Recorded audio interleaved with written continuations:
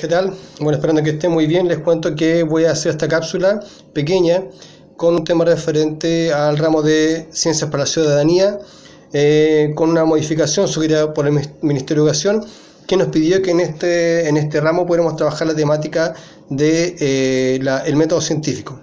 Bueno, el método científico corresponde a un conjunto de pasos ordenados que permiten obtener el conocimiento basándose principalmente en el empirismo, en el orden lógico de las ideas y usando la herramienta de la medición.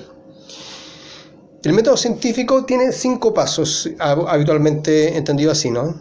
La observación, el planteo de un problema, el planteo de una hipótesis, el diseño experimental y finalmente la teoría. Voy a explicar brevemente los primeros 3 pasos, que son los que nos vamos a focalizar.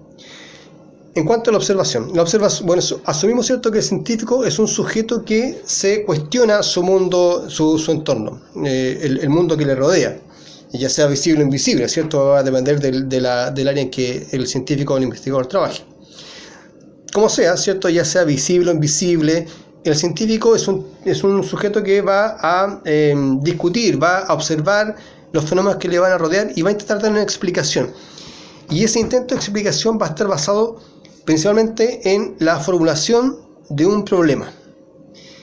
Entonces, segundo paso del método científico, el planteo de un problema, corresponde básicamente a una pregunta. Ahora, esta pregunta es sumamente importante porque va a limitar todo el resto del proceso científico.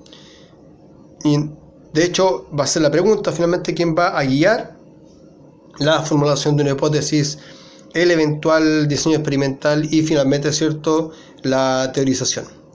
Esta pregunta tiene un requisito, eso sí, debe estar acotada, es decir, debe estar limitada para que de esa forma el proceso siguiente del método tenga la facilidad de poder regirse con ciertas normas que va a estar dada justamente por la pregunta.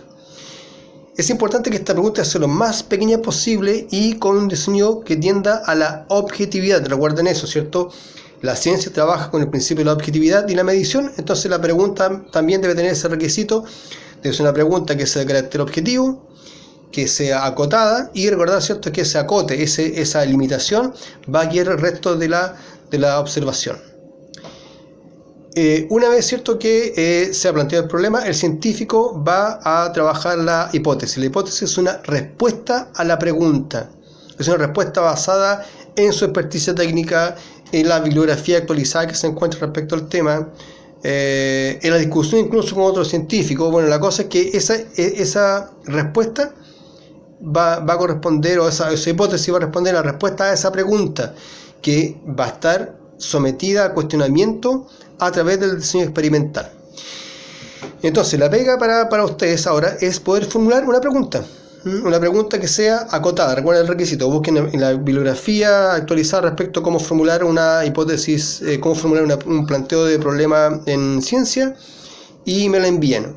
¿Okay? Recuerden, la pregunta acotada, limitada, que hay que tener la idea, ¿cierto?, que va a guiar el resto del trabajo.